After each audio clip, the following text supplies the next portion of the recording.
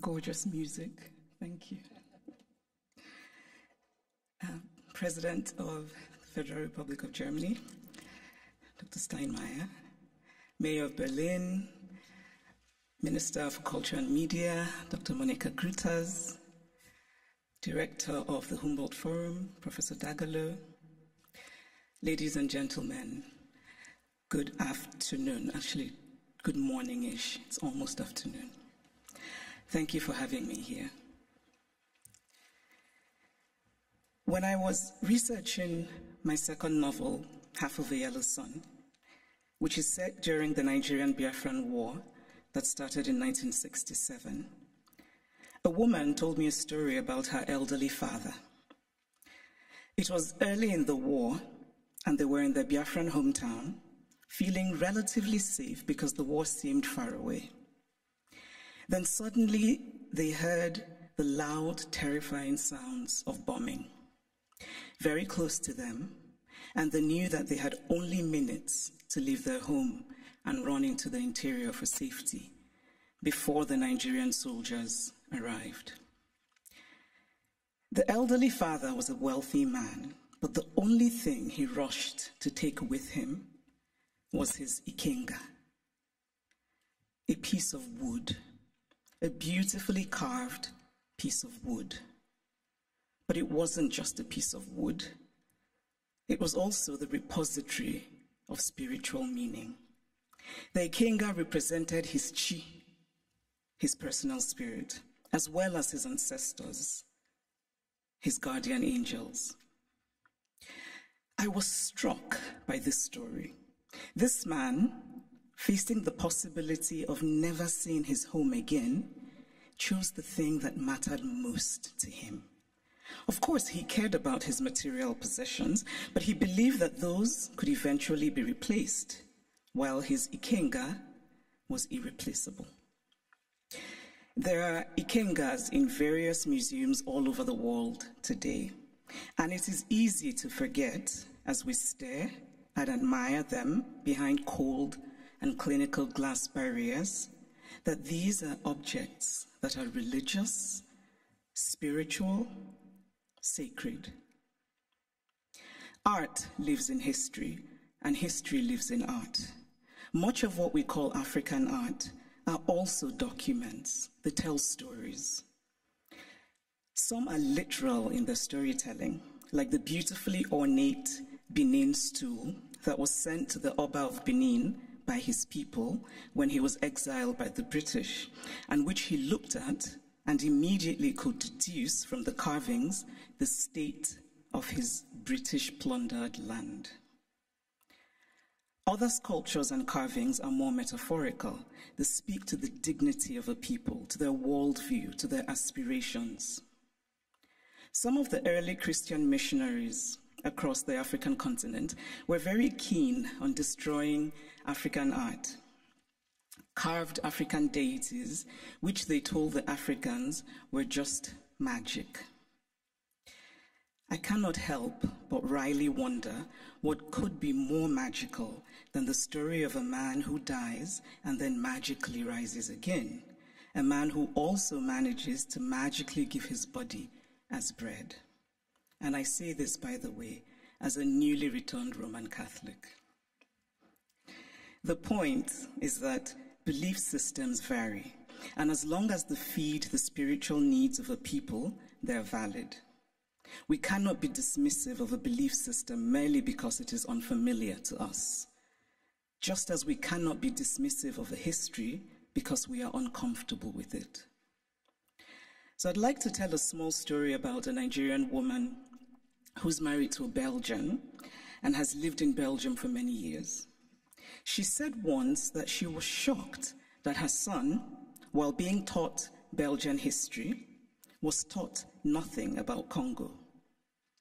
They teach my son in school that he must help the poor Africans, she said, but they don't teach him about what Belgium did in Congo.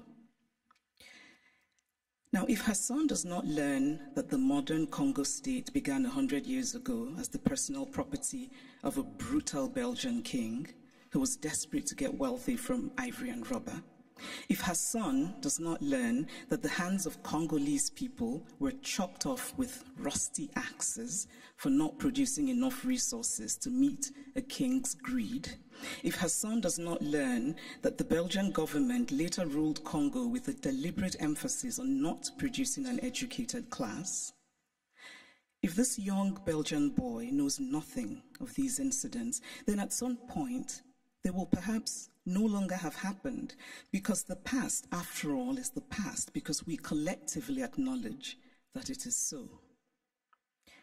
It is not that Europe has denied its colonial history. That would be too crude.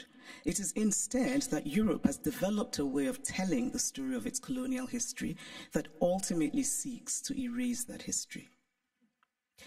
The former French Prime Minister, Nicolas Sarkozy, gave a now infamous speech in Senegal, in which he said, "I have not come to deny mistakes or crimes. Mistakes were made and crimes committed, but no one can ask of the generations of today to expiate this crime perpetrated by past generations." This is central to the story that Europe tells itself about its colonial history. It is a story that basically says, yes, colonialism happened, but. And whatever comes after the but is the focus of the story. What the focus on the but does is that it absolves. It frees Europe of responsibility, of a significant and traceable connection to the African present, and it allows Europe the glow of charity. But the truth is that the past does not merely tell us what happened yesterday, it also illuminates what happens today. If we acknowledge that present-day Europe is shaped by the Renaissance of 600 years ago, by the Enlightenment of 300 years ago, then surely we cannot say that what happened merely 100 years ago in Africa no longer matters. It matters. We are gathered today in this reconstructed palace, a beautiful place, but also a place that represents Germany's nostalgia for imperial times. When Kaiser William II lived here, German troops were killing children, women, and men in Southwest Africa. This building says that German history matters, even in a romanticized form. The history of Africa and Asia and Latin America must matter as well. We cannot pick and choose which histories and which points of view still matter, because to do this would be an ugly exercise of brute power. And speaking of power, here's a headline I just read in a German publication. The headline says, "Where do Africa's treasures belong?" Now imagine this headline differently. Imagine if it said, "Where do Germany's treasures belong?" It would be a redundant question, because of course, Germany's treasures belong in Germany. But the question would never even be asked, because there would be no circumstance in which it would be, because of power. And so it seems to me that what we are fundamentally grappling with in this space, in all of these questions about the Humboldt Forum, is power. Unequal power, how we navigate unequal power relations. And there's always been, to me, something shabby about unequal power relations. The victory feels colorless, almost unearned. So I spoke of Belgium and its colonial history, but what of Germany and its colonial history? Do school children here learn about Namibia, what was called the German Southwest Africa? Do school children know that 100,000 Herero people were murdered by the Germans? Do they know of the wells that were poisoned? Do they know of the women used as sex slaves and others as slaves in German camps? Do they know of the Nama people killed and of the Maji Maji revolt in German East Africa? And why should they know? Because to tell only one part of a story is essentially to lie. A story is true only when it is complete. Germany is Beethoven, and Germany is Bach, and Germany is also its colonial atrocities that have resulted in hundreds of African skulls being stored in the basement of museums here in Berlin, skulls of men whose spirits cannot be at rest, men who could well have been my great-grandfather had I happened to have been born in Eastern rather than Western Africa. It is only fair to fully own all of the stories of Germany. All countries have parts of their pasts that they're not proud of, that they would rather forget. But it takes courage to face those parts and bring in some light. And this is a time for courage. The courage to hear dissenting voices, such as those of the people who are outside right now protesting. They should be heard and included. They have valid concerns. The courage not merely to say, we take your criticism, but to follow it with action. The courage to say, we were wrong. The courage to say about art acquired illicitly, this is not ours. Tell us what to do with it.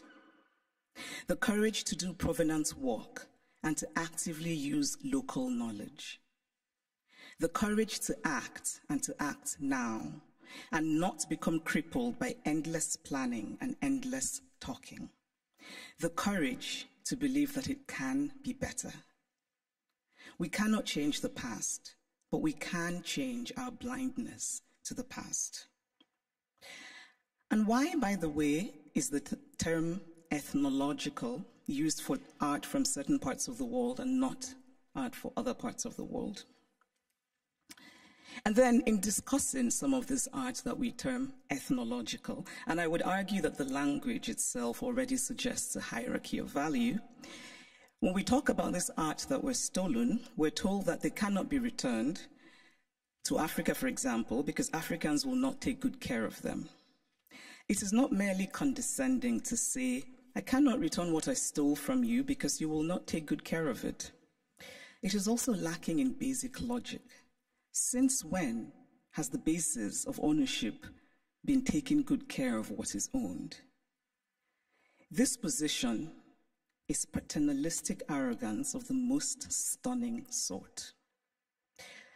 It does not matter whether Africans or Asians or Latin Americans can take care of the art stolen from them. What matters is that it is theirs. The brilliant Nigerian artist Victor Hikameno put it much better than I could, and in very Nigerian terms. He says, if I come and steal your wrapper, and I say I won't give you back your wrapper because you will not tie it properly around your waist, or you will not wash it well, and so the colors will fade, or this or that, all are irrelevant. The wrapper is mine, and I can do with it what I will. Give me back my wrapper because it is mine. The metaphorical wrapper, for those of you who are befuddled by wrapper, it's a piece of cloth, should be returned for the reason that Hikameno illustrates, which is respecting the property of others, but also because Europe has defined itself as a place of certain values: progress, liberty, fraternity, tolerance, individual rights, and most of all, the rule of law. A nation that believes in the rule of law cannot possibly be debating whether to return stolen goods. It just returns them. And so if the dignity of those from whom the art was stolen does not matter, then surely this idea should matter, that Europe should be what it claims to be. Live up to the ideals with which you define yourself.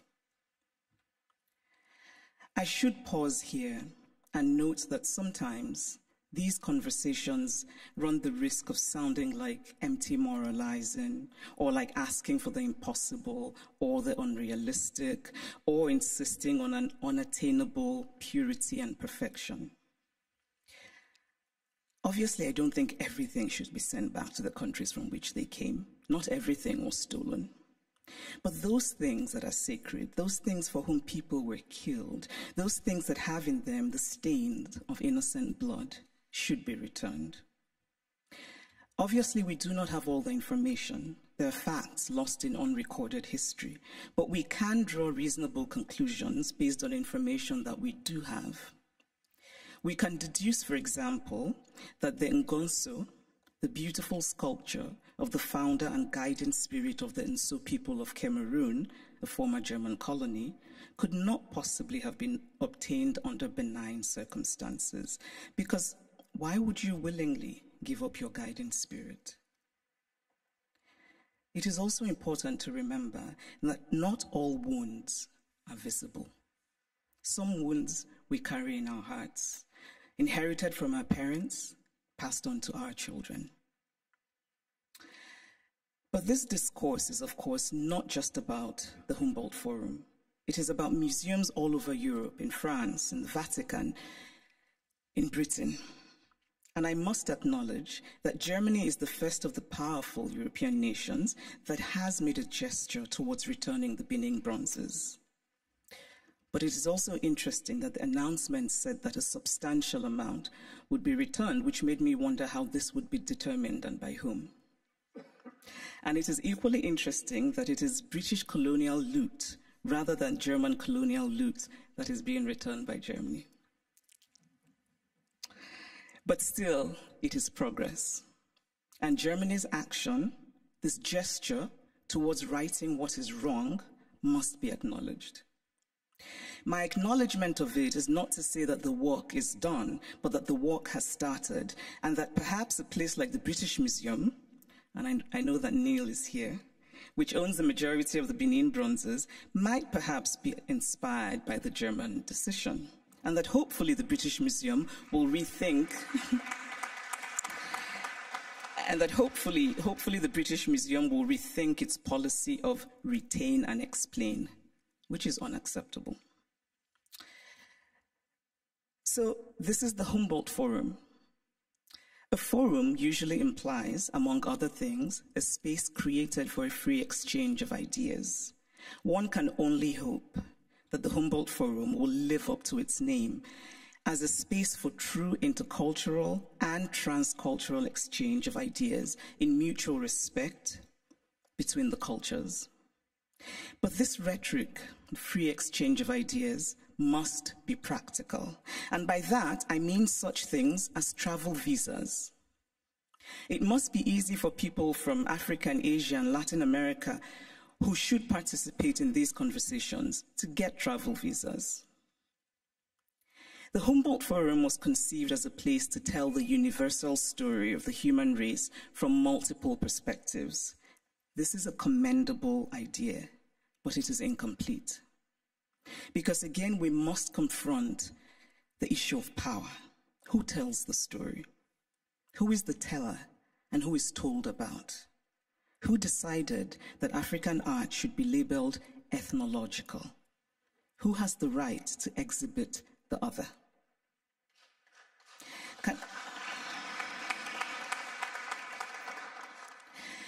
Can the Humboldt Forum be an opportunity? Can it become, among other things, a project of remembering, solemn, honest, mutual, and respectful? In conclusion, I want to say that I believe very much in dialogue. And I really believe that we can recreate the world by acting more courageously. To act with courage is to have concrete hope in a better future. We carve out a small space of the world, we shape and we reshape it, and in that way, small slice by small slice, we walk slowly, yes, but we walk on the path to real progress. Courage and hope are intertwined. Courage is an act of hope, and hope is born of courage. Acts of courage create hope, and there is nothing more essential to the human spirit than hope. So here's to courage. Thank you.